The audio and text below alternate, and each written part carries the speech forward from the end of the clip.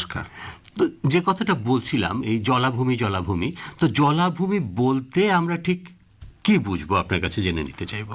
জলাভূমি বলতে আমরা সাধারণ অর্থে বুঝি যেটা, মনে করুন একটা স্থায়ী প্রবাহমান বিশাল জলাশয়, মনে করুন সমুদ্র বা বড় নদী এরকম রয়েছে, আমাদের অন্তর্বর্তী অনেক বড় নদী রয়েছে, গঙ্গা রয়েছে।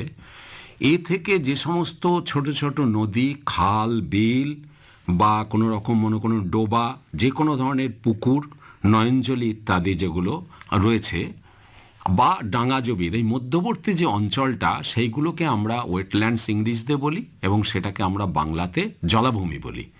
এবং এর বলতে গেলে পশ্চিমবঙ্গে এরকমভাবে যখন আমরা বলি, বেশ কিছু আমাদের পুকুর, নয়নজলি, ঝিল, বিল বা এরকম ধরনের পুকুর ইত্যাদি অনেক রয়েছে।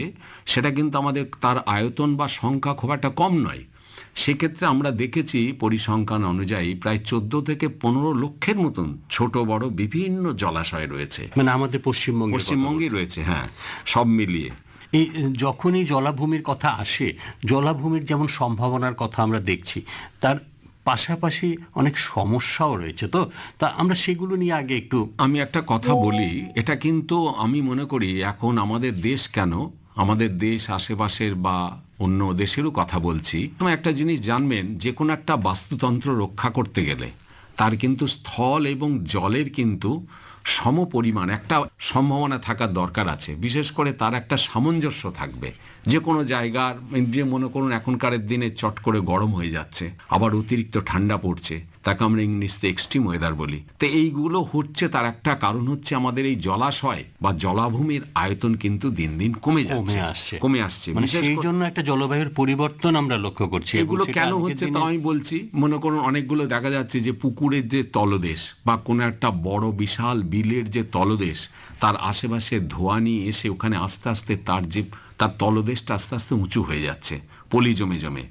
আবার মনে করুন এমন অনেক দেখছি যে তার ফলস্বরূপ কি হচ্ছে, যে অল্প যখন বৃষ্টিপাত হচ্ছে তাতেই দেখা যাচ্ছে সেটা ছাপিয়ে পার্শ্ববর্তী এলাকাকে সে বন্যা প্লাবিত করছে। আবার এমন মনে করুন জলবায়ুর যে এই বিভিন্ন রকম যে এক্সট্রিম ওয়েদার, সেটাও যেমন এর জন্য দায়ী।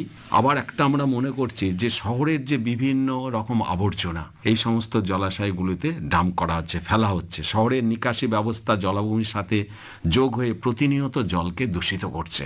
এবং প্রতিনিয়ত যে শহর বৃদ্ধি করে চলেছি বা শহরায়নের ফলেও কিন্তু সেটাও কিন্তু এই যে জলাভূমিকে অনেক সময় দেখা যাচ্ছে বুঝিয়ে ফেলা হচ্ছে। তার মানে এই যে জলাভূমি কমে যাওয়ার দরুন যে আমরা জানি যে এর কিন্তু তার একটা মানে সরাসরি প্রত্যক্ষ এবং পরোক্ষ তার কিন্তু তার প্রভাব রয়ে গেছে প্রকৃতির ওপর। সুতরাং এই দিক দিয়ে চলতে গেলে আমরা তার যে আমরা যেমন একটা প্রবলেম বা সমস্যার কথা বললাম, তার প্রতিকারের দিকটাও আমাকে বলা দরকার আছে। এবং আমি মনে করি কৃষক ভাইদের সেটাও জানা উচিত যে আমাদের দেশে কিন্তু বিভিন্ন প্রকল্প রয়েছে, যে আমাদের যে এক্সিস্টিং যেগুলো সিস্টেমগুলো রয়েছে, যে সমস্ত পুকুর রয়েছে, ডোবা রয়েছে, জলাশয় রয়েছে, নয়নজলি রয়েছে, সেগুলো কিন্তু আমরা পুনরায় সেগুলো কিন্তু সংস্কার করতে পারি, পরিষ্কার করতে পারি। ওই পরিষ্কার করার সময় আমি একটা কথা সবসময় যোগ দিই, যে পুকুরের তলদেশের যে পাঁক মাটিটা, যেটা 25 থেকে 30 সেন্টিমিটার পর্যন্ত, সেই পাঁকটা কৃষক বন্ধুদের আলাদা একটা জায়গায় রেখে দিতে হবে।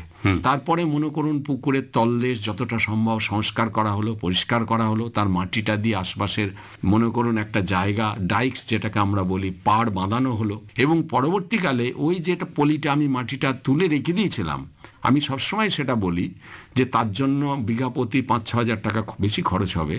ওই পলি মাটিটা তখন নিয়ে কিন্তু পুকুরের তলদেশে চাপড়া করে করে সেটা কিন্তু পেস্টিং করে দিলে জল চট করে চুইয়ে নষ্ট হবে না। এবং সেটা জলটা যে বর্ষাকালীন যে জল, সেটা পুকুরে জমা হবে। এই জলটাকে আমরা কাজে লাগাতে পারি শুধু ফসলের জন্যই নয়, পরবর্তীকালে শীতকালে বা অন্যান্য সময়ে যে আমরা ফসল তৈরি করব, তাকে আমরা রিসাইক্লিং বলি ইংরেজিতে। অর্থাৎ ওই জলটাকে আমরা সেচের কাজে পরবর্তী ফসলে কাজ করতে পারি।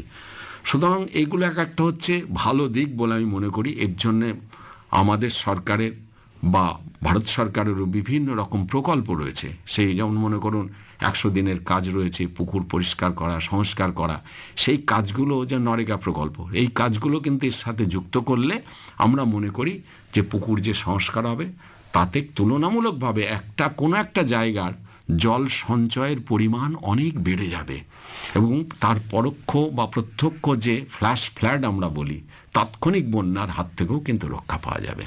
আর যে ভারসাম্যর কথা আপনি বলছিলেন যে জল এবং স্থল, হ্যাঁ, সমতা। এই যে সমতা, এই সমতাটাও কিন্তু বজায় থাকবে। এখন প্রশ্ন হচ্ছে তাহলে এই যে জলাভূমিকে আমরা কাজে লাগাবো কি করে?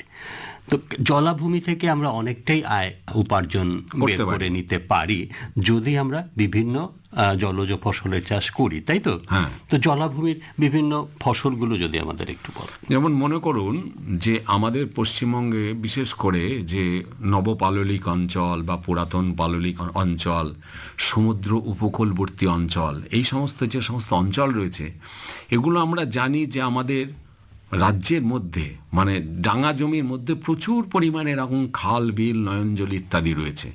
তা আমরা সেগুলোকে সংস্কার করলাম, করে পরবর্তীকালে যে আমি যে ফসলগুলোর কথা বলবো সেই ফসলগুলো কিন্তু অধিকাংশই বর্ষার আগে থেকে শুরু হয় এবং বর্ষা হয়ে বর্ষার পরে পর্যন্ত এটা কিন্তু কন্টিনিউ করে থেকে যায় এবং শীত আস্তে আস্তে ফসলগুলো অধিকাংশ ফসলেই কিন্তু সেগুলো পচে গিয়ে আবার সেগুলো জৈব সার হিসাবে পুকুরের তলদেশে গিয়ে জমা হয়, সেগুলো আমরা ব্যবহার করতে পারি। তা আমরা কি কি ফসলের কথা ভাবতে পারি? যেমন আমাদের একটা অধিক জলের ধান রয়েছে, আমরা জানি জল যেখানে বাড়বে সেই সাথে সাথে আমরা কিন্তু এমন অনেক জাত আছে, আমাদের ধানের জাত আছে যেগুলো কিন্তু আমরা সেখানে চাষ করতে পারি। সেগুলো আমাদের চুঁচুড়ো ধান গবেষণা কেন্দ্র থেকেও নিতে পারি। অনেক ভালো ভালো জাত রয়েছে, যে কোনো জলের কতটা উচ্চতা হবে মানে সেই অনুপাতে সেই ধানগুলোকেই হবে এবং মোটামুটি ভালো ফলনশীল ধান হিসাবে আমরা সেগুলোকে জানি। এছাড়া মনে করুন খাদ্য ফসল ধান ছাড়া মনে করুন পানি ফল রয়েছে, মাখানা, তারপর লতি কচু বা জল কচু, এগুলো হচ্ছে মূলত আমাদের খাদ্য ফসল। আবার এমন অনেক ফসল রয়েছে যে মনে করুন খাওয়াও যায়, আবার তাতে কিন্তু সৌন্দর্যও রক্ষা হয়, সৌন্দর্যবর্ধক ফসল হিসাবে বলি। যেমন পদ্ম রয়েছে, শালুক রয়েছে, তারপরে জায়েন্ট ওয়াটার লিলি বা রয়্যাল ওয়াটার লিলি রয়েছে, যেটা আমরা দেখেছি, আমি প্রায় আমার অভিজ্ঞতায় দেখেছি থাইল্যান্ডে, জাপান, চায়না, ইন্দোনেশিয়া এই সমস্ত দেশে কিন্তু ব্যাপক হারে রয়্যাল ওয়াটার লিলি ভিক্টোরিয়া অ্যামাজনিকা চাষ হয়। আমাদের দেশেও আছে, বোটানিক্যাল গার্ডেনে মেনটেন করা হয়। কিন্তু অন্যান্য যে ফসলগুলো মনে করুন পদ্ম বা শালুক, এগুলো কিন্তু তার বাজারে তার দাম আছে, এটা ঠিক মতনভাবে চাষ করলে কিন্তু তার থেকে একটা ভালো ফসল বা এরকম আমরা আশা করতে পারি। এছাড়া মনে করুন আরও কিছু ফসল রয়েছে যার বাণিজ্যিক বা অর্থকরীর দিক রয়েছে, কমার্শিয়াল ভ্যালু আছে। যেমন মনে করুন মাদুরকাঠি হতে পারে, হোগলা হতে পারে, বেত হতে পারে, তারপর শীতলপাটি হতে পারে, শোলা হতে পারে।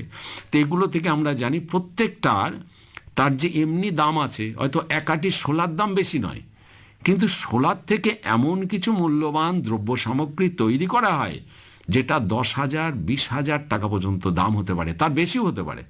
এখন মনে করুন বিদেশে যে আমাদের যারা বিশেষ করে বাঙালি সম্প্রদায় বিদেশে রয়েছে, বিভিন্ন দেশে রয়েছে, তারা আমরা দেখছি আগে মাটির প্রতিমা যেত, পরবর্তীকালে অন্যান্য প্রতিমার যেত, এখন থার্মোকলেও গেছে, এখন দেখছি সোলার প্রতিমা যাচ্ছে। অর্থাৎ সোলার প্রতিমা একটা মা দুর্গার পূর্ণাঙ্গ মূর্তি 5 কেজি ওজন নয়, তাহলে সেটা কম ওজন হলো, সেটা ক্যারি করবা অনেক সুবিধে আছে এবং সেটা কোনো একটা পুজোর পরে কোনো একটা প্রতিষ্ঠান সে দেশে রেখে দিচ্ছে, আমি জানি, আমার অভিজ্ঞতা আছে। সুতরাং এগুলো হচ্ছে একটা যে বর্ধিত মূল্যকরণ, ভ্যালু অ্যাডিশন বলি, এগুলো হচ্ছে কিন্তু তার কিন্তু মূল্য আছে। আবার মনে করুন এই ফসলগুলো ছাড়াও আরো কিছু আয়ুর্বেদিক ফসল রয়েছে, যেমন প্রচুর রয়েছে ভেষজ গুণ রয়েছে, যেমন এরকম মনে করুন কুলেখাড়া, থানকুনি, হেলেঞ্চা, শুষ্নি, ব্রাহ্মী, কলমি ইত্যাদি। এগুলো প্রত্যেকটার একটা ভ্যালু আছে, দাম আছে, মূল্য আছে, যেগুলো কিন্তু আমরা সেই চাষে ব্রতী হতে পারি। এগুলো বাজারে তো পাওয়া যায়, এমনকি দেখা যাচ্ছে আমরা প্রতিদিন সেগুলো খাচ্ছিও বাজার থেকে কিনে নিয়ে এসে। তা সেগুলো যদি একটু ভালো করে চাষবাস করা যায় তা স্বাভাবিক। তো এই ক্ষেত্রে আমি বলি যে এদের কেন আমরা চাষ করব, শুধু শুধু কেন খাবো, তার তো কিছু ব্যাপার আছে, তার তো কিছু খাদ্যগুণ আছে। যেমন মনে করুন, যেমন মনে করুন আমি যেমন তাজা পানি ফল, সেখানে জল ছাড়া, জল প্রায় 70% জল আছে, আমরা যেটা তাজা পানি ফল বাজারে কিনে খাই বা দেখি। আবার কার্বোহাইড্রেটও প্রায় 23 থেকে 24% কার্বোহাইড্রেট আছে, প্রোটিন আছে মানে 4.7%, এবং খুব কম পরিমাণে ফ্যাট আছে, যথেষ্ট পরিমাণে পুষ্টিক গুণও রয়েছে। আবার মনে করুন মাখানার ধরুন সেখানে প্রায় 70 থেকে 76% সেখানে কিন্তু কার্বোহাইড্রেট রয়েছে, স্টার্চি মেটেরিয়াল। আবার সেখানে 9.7% প্রোটিন রয়েছে। সুতরাং এগুলো প্রত্যেকটা এক একটা ভ্যালু আছে।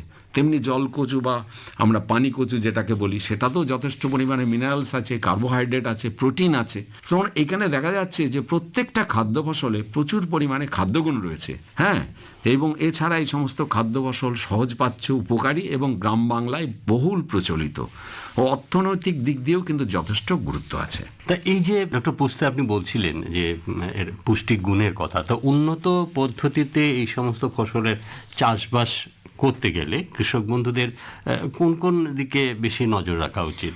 আমরা বলি আপনাকে যে প্রায় আমরা এই সমস্ত ফসলের ওপর আমরা প্রায় 2 দশক ধরে আমরা কাজ করেছি, এবং সেটা যে ভারতীয় কৃষি গবেষণা অনুসন্ধান পরিষদ, সেটা ভারত সরকারের সে দিল্লির প্রজেক্ট। আমরা প্রায় 5-6টা প্রকল্প, যে স্বল্প মেয়াদী যে প্রকল্প 4 বছর 3 বছর করে এই বিভিন্ন এলাকাতে আমরা কাজ করে আমাদের একটা অভিজ্ঞতা হয়েছে কৃষক ভাইদের সঙ্গে দীর্ঘদিন থাকার ফলে, যে প্রত্যেকটা ফসল যদি আমরা সেরকম গুণগত মানের করতে চাই, তাহলে তার কতগুলো মানে বিজ্ঞান ভিত্তিক যে চাষবাসের দিকে আমাদের কিন্তু নজর দিতে হবে।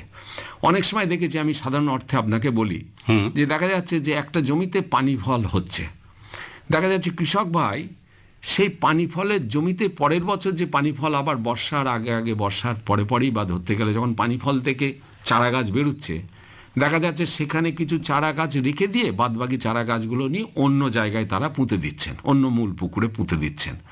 তা আমরা সবসময় বলি কৃষক ভাইদের যে একটা নার্সারি বা এরকম ধরনের ছোট চারা পুকুরে আপনি সেই চারাগুলো তৈরি করুন, এবং সেই চারাগুলো তৈরি করে পরবর্তীকালে যখন বর্ষার পরে পরে জল, যখন যে জায়গায় আপনার জল যেরকম অবস্থা থাকবে সেই উপযোগী সেখানকার মাটি তৈরি করে তবে সেখানে আপনি রোপণ করুন। সুতরাং বীজ বা চারা সংগ্রহ একজন কৃষকের পক্ষে কিন্তু খুব গুরুত্বপূর্ণ জিনিস।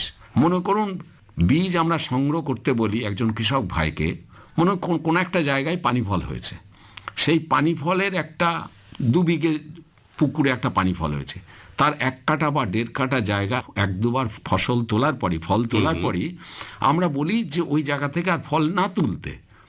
অর্থাৎ সেখানকার পরিপূর্ণতা যে ফলগুলো, সেগুলো পরিপূর্ণ লাভ করবে, সেগুলো যখন পাকা মতন হবে, শক্ত মতন হবে, সেগুলো সেখান থেকে সংগ্রহ করে একটা নিকটবর্তী কোনো পুকুরে নাইলন জালের মধ্যে করে রেখে ডুবিয়ে রাখা যেতে পারে, কারণ এটা কখনোই ডাঙায় রাখা যাবে না, বা কোনো একটা মাটির বড় জালাতেও রেখে দেওয়া যাবে। কিন্তু তার যে সঠিক পরিচর্যা, মনে করুন আবার নার্সারি পুকুরে যখন ফেলা হবে, তখন সেটাকে যদি আমরা ভালোভাবে শোধন করে না নিতে পারি, তা পরবর্তীকালে তার থেকে অনেক রোগ পোকামাকড় ইত্যাদি আমরা দেখতে পাবো। সুতরাং এগুলো হচ্ছে একটা দিক, যে একটা বিশেষ পরিচর্যাগত দিক রয়েছে আপনি বলছেন, মানে এক পুকুর থেকে আরেক পুকুরে, যেমন মনে করুন নার্সারি পুকুরে যেখানে চারা তৈরি হচ্ছে, সেটা পানি ফলই বলুন, মাখানাই বলুন, আর জলকচুই বলুন না কেন, একটা জায়গায় চারা তৈরি হলো, সেই চারাটা নিয়ে যখন আমি মূল পুকুর বা মূল জমিতে, জলাশয়ে যখন আমি লাগাবো, এর যে পরিচর্যা, জমি তৈরির থেকে আরম্ভ করে বীজ বা চারা শোধন করার যে পদ্ধতি, সেটা কিন্তু আমাকে কিন্তু অক্ষরে অক্ষরে সেটাকে পালন করতে হবে। তা না হলে পরবর্তীকালে আমরা দেখা যাবে, যেহেতু পানি ফলটা খাদ্য ফসল, সরাসরি আমরা খাই, সুতরাং সেখানে আমি বলবো যত জৈব বা যে সমস্ত জৈব ওষুধ রয়েছে বাজারে পাওয়া যায়, সেগুলোকেই ব্যবহার করতে। কারণ সে এমন কোনো কঠিন কোনো মানে রাসায়নিক কোনো ওষুধ ব্যবহার করব না, যেটা আমাদের শরীরের মধ্যে গেলে আমাদের শরীরে ক্ষতি হবে। তো এক্ষেত্রে আমি বলবো যে মনে করুন কতগুলো নিয়ম আছে, যে আমি বলে দিই, যেটা যেমন অধিক জলের ধান যেটা আমরা বলি, যদি বর্ষাকালে যেটা আমরা লাগাবো, সেটা 20 থেকে 22 দিনের চারা রোপণ বর্ষার শুরু বা আষাঢ়ের প্রথম থেকে এটা শুরু করতে হবে। আবার মনে করুন লাগানোর দূরত্বটা কেমন হবে, 20 থেকে 25 সেন্টিমিটার দূরত্বে লাইন থেকে লাইন এবং গুছি থেকে গুছি।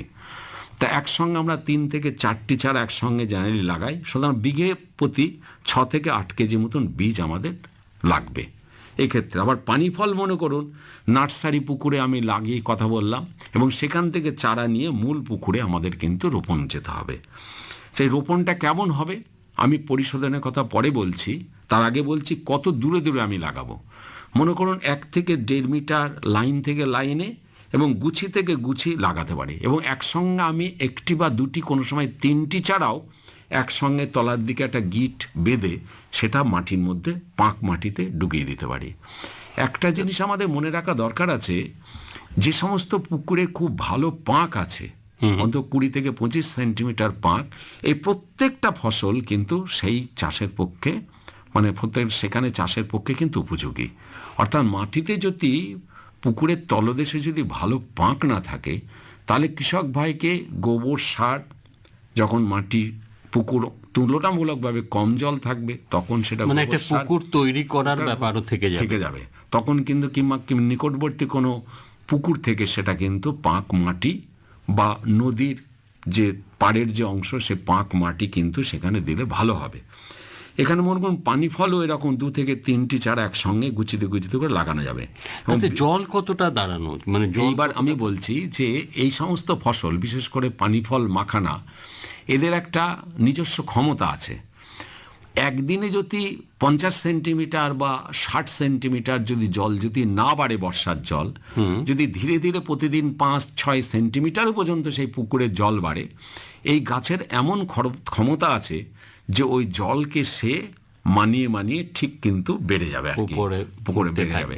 অর্থাৎ এগুলো আমরা মানে এমার্জেন্ট হাইড্রোফাইটস বলি, অর্থাৎ তাদের মানে কি জাতীয় উদ্ভিদ এগুলো, তাদের মানে তার মূল বা শিকড় যেটাকে আমরা বলছি বা রাইজোম বলছি, রুট স্টক যেটাকে বলছি, সেটা কিন্তু মাটির সঙ্গে থাকছে, কিন্তু তার যে ডাল পালা বা লতা সেটা জলকে ভেদ করে মাটির জলের উপরে ভাসতে থাকবে। অর্থাৎ তার ফুল বা ফলের যে ডেভেলপমেন্ট সেটা কিন্তু ওই জলের উপরিদেশেই হবে, এবং সেখান থেকে কৃষক ভাইরা পানি ফলগুলো সংগ্রহ করে নেয়। সুতরাং এইগুলো হচ্ছে চাষবাসের একটা যেমন দিক, তেমনি মনে করুন মাখানাও ঠিক এইরকম 1 থেকে 1.5 মিটার দূরে দূরে লাগাতে হবে, সেটা গাছ থেকে গাছে, আবার মনে করুন মানে লাইন থেকে লাইনে, এবং এখানেও 1 থেকে 2টি চারা একসঙ্গে লাগানো যেতে পারে। এখানে তাহলে বিঘে প্রতি 4 থেকে 5 কেজি মতন বীজ লাগবে। এই দুটি পানি ফল এবং মাখানা এটা বর্ষার শুরুর থেকে যেমন শুরু হলো, তেমনি সেপ্টেম্বরের পরের দিকটা থেকে জেনারেলি তাদের কিন্তু ফল তোলা শুরু হয়ে যায়, এবং অক্টোবরের দিকে প্রায় প্রতি 10 থেকে 15 দিন পর পর ফল তুলতে হয়, এবং নভেম্বরের মাসে যখন আসে পুজোর পরে বা পুজোর সময় বা একটু আগে করে, এই সময় প্রচুর পরিমাণে ফল কিন্তু পাওয়া যায়, এবং তখন দেখা যাচ্ছে প্রায় প্রতি 2-3 দিন পরপরই সেগুলো ফলগুলোকে তুলতে হয়। তা সুতরাং এবং এই ফসল দুটো বিশেষ করে পানি ফল মাখানা এগুলো কিন্তু শীতের সাথে সাথে কিন্তু আবার পচতে শুরু করে এবং মাটির সঙ্গে মিশে যায় পুকুরের তলদেশে। তা সুতরাং এইগুলো হচ্ছে চাষবাসের একটা দিক।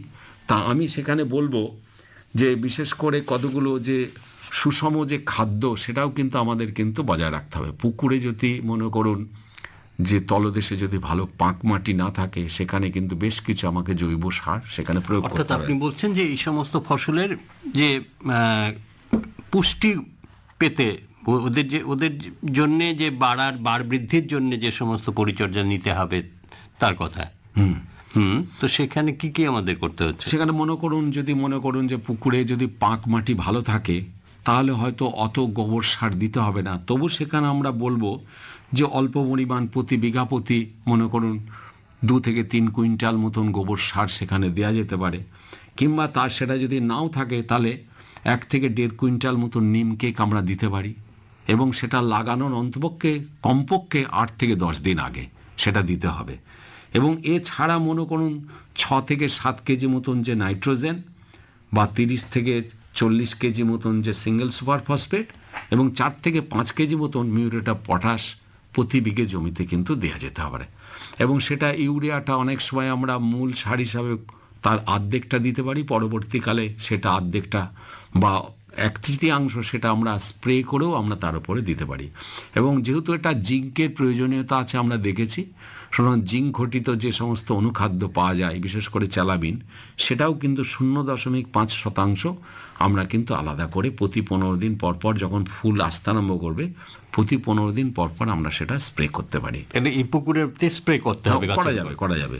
আর মনে করুন যে আমি আর একটা কথা বলছিলাম, বিশেষ করে এই যতগুলো ফসল রয়েছে তার ভিতর কিন্তু লতিকচু বা জলকচুর একটা বিশেষ ভূমিকা আছে।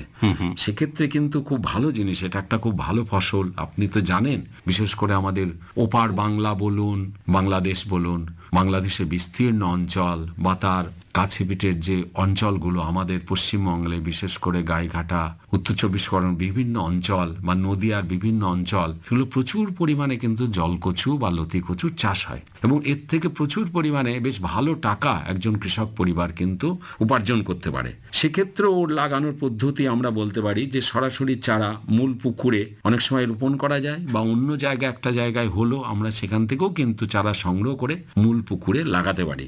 এর গোড়াতে খুব বেশি জল দাঁড়াবে না, মনে করুন 4 থেকে 5 সেন্টিমিটার, যেটা লতি কচুর জন্যে। তার বেশি কিন্তু জল দাঁড়ালে লতি কিন্তু ডুবে যাবে। কিন্তু যেটা জলকচু হিসাবে আমরা খাই, বাজারে কিন্তু পাওয়া যায়, সেটাতে কিন্তু দেখা যাবে সেটা কিন্তু প্রায় 40-50 সেন্টিমিটার মতন জল দাঁড়িয়ে থাকতে হবে। সুতরাং এটা একটি করে চারা লাগানো যেতে পারে এবং বিঘাতে প্রায় 4 থেকে 5 হাজার চারা লাগতে পারে। একটু যদি আমাদের বলেন যে এই সমস্ত জলজ ফসল চাষ করতে গিয়ে কি রোগ পোকার সমস্যা হতে পারে? রোগ পোকা তো যথেষ্ট পরিমাণে রোগ পোকার আক্রমণ হতে পারে, যে সবসময় যে কোনো বীজ বপন বা চারা রোপণের আগে সেটা কিন্তু শোধন করে নিতে হবে। জলজ ফসলের উল্লেখযোগ্য পোকাগুলোর মধ্যে যেমন বিটল বা পামড়ি পোকা হতে পারে, ব্লু বিটল হতে পারে, লেদা পোকা হতে পারে, লাল কৃমি, তাছাড়াও কিন্তু শামুক, গুগলি বা গেঁড়ি, কাঁকড়া, এগুলো কিন্তু খুব শত্রু। সুতরাং এর প্রতিকার বলতে গেলে সেক্ষেত্রে নিম তেল আমরা ব্যবহার করতে পারি, যেহেতু এটা খাদ্য ফসল। আরো একটা জিনিস, যেহেতু পুকুরে হয়তো মাছ চাষ থাকতে পারে, তাহলে সেক্ষেত্রে কি সেটা আমি আলোচনা পরে করছি। তা মনে করুন লেদা পোকা বা হলে বিউভেরিয়া বেসিয়ানা, সেটাও আমরা করতে পারি। আবার মনে করুন নিম তেল আমরা 3 মিলিলিটার প্রতি লিটার জলে আমরা গুলে স্প্রে করতে পারি। যদি বেশি হয় নিতান্তই, তাহলে কিন্তু আমাদের অবন্ত বলে যে ওষুধটা আছে, সেটা 0.75 মিলিলিটার প্রতি লিটার জলে আমরা ব্যবহার করতে পারি। এছাড়া ডেলিগেট বলেও আরেকটা ওষুধ আছে, যে 1.2 মিলিলিটার প্রতি লিটার জলে স্প্রে করতে পারি। এবং অনেকগুলো রোগ রয়েছে যেগুলো কিন্তু গাছের ক্ষতি করে, যেমন গোড়া পচা, গুল্ম পচা, পাতা পচা, পাতা হলুদ হয়ে যাওয়া ইত্যাদি।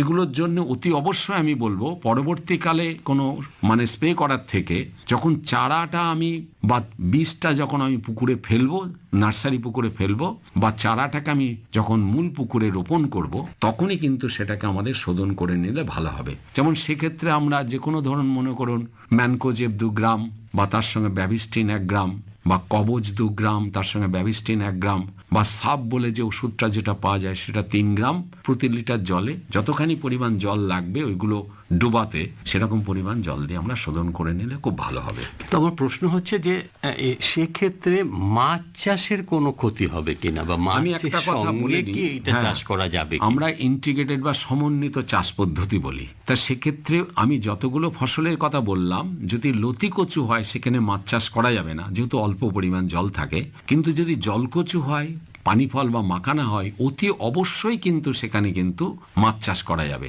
সেখানে আমাদের যে চলতি যে সমস্ত গ্রাম বাংলার মাছ রয়েছে, মনে করুন চ্যাং, লাঠা, শোল, গজার, শিঙি, মাগুর চাষ করা যাবে। তেমনি মনে করুন জিওল মাছের চাষ করা যাবে। এবং সেক্ষেত্রে আরও যেমন মনে করুন মিঠা জলের মাছ হিসাবে আমরা রুহু, কাতলা, মৃগেল, এই 3টে চাষ করতে পারি। সেক্ষেত্রে তো 4:3:3 রেশিওতে এগুলোকে আমরা চাষ করতে পারি। তখন একটা জিনিস আমি বলবো, সেক্ষেত্রে কিন্তু গাছ থেকে গাছের দূরত্ব বা লাইন থেকে লাইন দূরত্ব একটু বাড়াতে হবে। সেখানে 1.5 থেকে 2 মিটার দূরে দূরে করতে হবে।